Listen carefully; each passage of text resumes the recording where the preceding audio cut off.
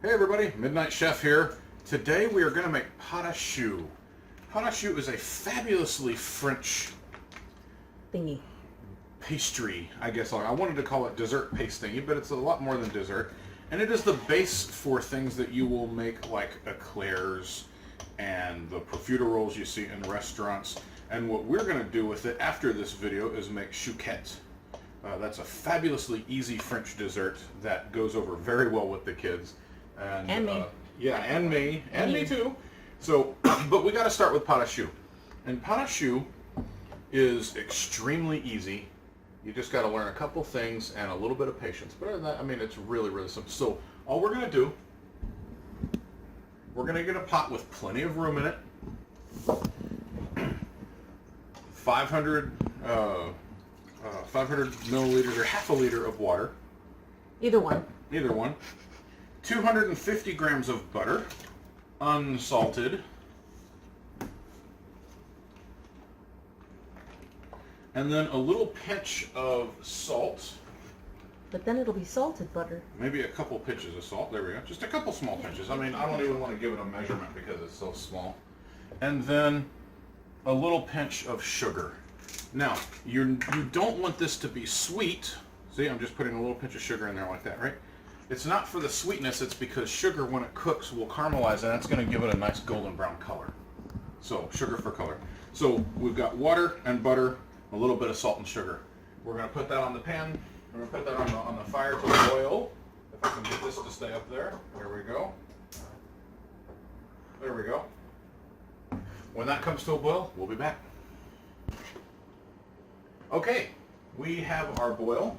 So remember, all we've done so far is put water and butter in a pot to boil, right? Come on over here. I'm going to turn this down. Now, you need lots of room because you're going to take a wooden spoon. I say wooden because you can use a metal spoon, but nobody likes to hear the grinding of the metal in here. So wood is nice and, right? So you take the flour, you're going to dump it all in there at once, and you're going to stir it around. You got to do it quickly, but not so fast that you just throw flour everywhere, right? So do it fast and get it done so it doesn't lump up, and you're going to have to mash it down and stuff. So here, let me show you. But that's why I said you want something with lots of room. You don't want to barely be able to do that, right? So just dump the whole thing in there like that, and I give it some stirrage, nice and quick, but I'm also trying really hard not to throw anything out as well. And I splashed a little bit. You almost always splash a little bit. There we go. Now I can get more aggressive with it now that all the water is gone. There we go. Now I mash some of these lumps out here like that. There we go. This is why it's called pate choux, because in French, pate means paste. So this is, in English, they call it choux paste. And it's not like the shoe you wear. It's spelled like the cabbage shoe, but that's not really... C-H-O-U-X. Yeah. So now you see I've got a smooth paste here, right? Now the only thing I got to do is let it dry out a little bit. So to do that, I'm just going to cook it just a little bit for a couple minutes and stir it every few seconds. I'm going to turn this back up to like medium high. And I'm just going to stir it a little bit and let a little bit more of the moisture cook out of it. I want it to be as dry as I can, as I can get it. So I'll leave that right there for a few seconds. And then I'll stir it again, then put it in and stir it again, right? This takes about 2 to 3 minutes, right? Depending on how dry it was to begin with, how wet it was to begin with. So there we go. And this was the hardest part of making pate choux. After this, we'll go over to the mixer. You can see, you can hear it sizzling. There you go. Stir that around. I'm gonna crank it up to high for this last couple minutes. There we go.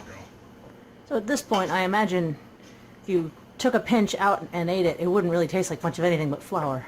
Yeah, probably not. And butter. Let me see. It's really bland. Very starchy. It's kind of roux at this point. Yeah. And in fact, it's kind of roux. Except it's got a lot of water in it. But yeah, it doesn't really taste like anything, and it's kind of gooey in your mouth. So yeah, it's not good eats right now. We gotta quit. We gotta quit infringing on his trademark. We gotta start saying like it's not yummy vittles. It's not great noms. Yes, it's not good noms. Don't say good. I can say good. No, you can't. You're infringing on his thing. No, It's not delicious nutrients. it's just not sex. There you go. Right? Now you want a good pot of choux to be nothing but pure sex. Please do not have sex with your pot of choux. It's too hot. That was my Irish. You want it to be nothing but pure sex. No, that's your Irish. Or is that your Australian? That's my Australian. That's my Australian. Dear God. Okay. I'd like to apologize to our European viewers. Literally. Not the Australian ones? No, they don't really take a lot of offense from what I've seen. Oh, fair enough. Another. Okay, so we've got this as dried out as we care to get it, right? So now I'm going to turn off my heat. I'm going to bring this back over here. Now, ordinarily I would just take this right over there and just dump it straight in, but I'm going to put it in this plastic to carry it over there just because we've got cramped spaces over there. It's going to be easier to deal with it. There we go. Perfect. Now, all right, let's go on over.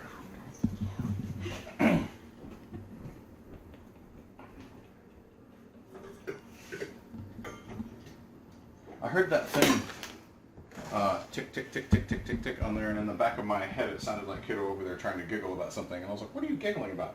Okay, so we put this in the mixer with the paddle, and we need to cool this off. So we raise this, and we cool it off, oh, say on medium, medium, low. Doesn't really matter. And all this, right, letting all that steam out and everything. Now we're going to add 10 eggs to this. And the biggest mistake I have ever seen people make when they make pate choux is putting the eggs in too early. I'm going to turn that down, I'm starting to splash. So if you were to put the eggs in now, this stuff is so hot you would just have Scrambled eggs. Scrambled eggs and crap, right? So the rule is if you can put your hand on the outside of here without it hurting, ouch, then it's ready. So it should really be very comfortable to put your hand on there. Come put your hand on here. Is it comfortable? On the bottom? No. Not really, right? So we're going to wait until that's ready. Now, the recipe takes 10 large eggs. I've got extra large eggs, so I'm going to use 8 and see how that goes. And we're going to add them one at a time. That's why I cracked them ahead of time, right? Sometimes I'll get complacent and I'll go crack, put, crack, put, crack. But man, that's a bad, that's you really shouldn't do that, Flame of because fire. all it takes is for one of those eggs to get caught by that arm and get whisked up in there and and you're like, well guys, we're having, Crunchy pot of choux. yeah. Well, now we're really going to have something crunchy, right? Or just rub on the outside of here. Nope, not ready yet. So we're just going to let this go. It'll probably take about, I don't know, 5 minutes. So let's go ahead and pause this, and then we'll come back when it's cool, because right now you're not going to miss anything. Okay. Now come over here and feel this, Jim. It's not even close to hot. It's not room temperature, but it's quite comfortable to hold, right? Yeah. It's not even close. If it were a cold day, that would be very comforting. Yes, exactly. Okay, so it's definitely not going to cook our eggs. So we're going to put one egg at a time in. I'm going to slow this down to a stir. And you put in one egg and incorporate it. There we go. Come on, bring the camera over here a little bit. Yeah, nice and Smooth. So you see how it breaks up into these little balls and starts to look all crappy, right? But then it comes together. And then I come here, dump in one more. There we go. Fill that in like that, and it takes it a few seconds to work it in. Once it's worked in, then we put in another one. Come on, there you go.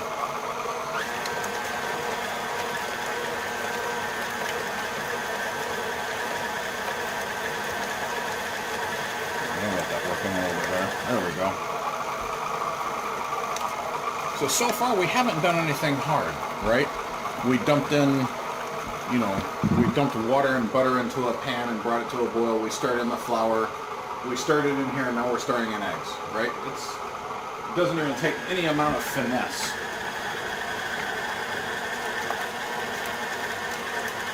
A good way to describe when it's incorporated is it goes from shreddy to individual, like, separate balls and then shreddy again, and that's when it's incorporated the egg. There we go. Nice.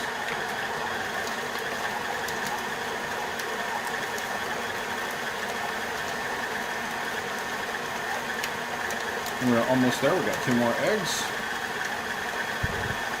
That one's taking an extra few seconds. There we go. That's better. It also gets that really wet look about it when you put the eggs in there first, right? And then it slowly works itself out.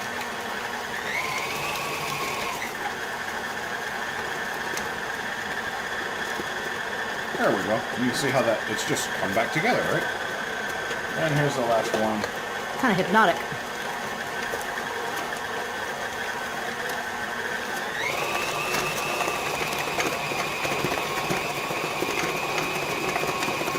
There we go.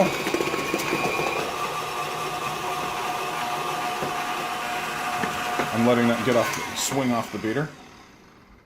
There we go. That is pate choux. Now let's go back in the kitchen. And let me get to a rubber over here. Now look at the consistency of this. It is gloppy and sticky and hard to work with, right? That's just pate choux. That's what it looks like. It is actually this sticky and gloppy and hard to work with. It's aptly named, right? It's a paste. That's what it is. So we could work with this right now, but it's a lot easier to work with if you put it in the fridge for an hour or so and let it get cold. And some of that stickiness goes away, and it sets up really well, and it gets a lot harder, and so it's just a lot easier to work with, right? So we are going to put this in the fridge for about an hour or so until it is nice and cold and set. And that is the only reason really to put it in the fridge. If I've made this plenty of times where I needed it right now, and I worked with it right now, and it's just a little bit stickier. Actually, it's a lot stickier. And you work with it and you move on, right? I mean, it's not the end of the world. So I'm going to take this, I'm going to form it into a little ball over in here. There we go. And that is pate choux. And as soon as this is done, we're going to make the fabulous little French desserty thing called chouquette. It could also be a breakfasty thing, I suppose, if you want. And it, again, is fabulously simple. And you have just done the hard work. So I'm going to cover this with plastic, put it in the fridge, and what did we decide to say? Happy eating or something like that? I don't know. I don't know. Go.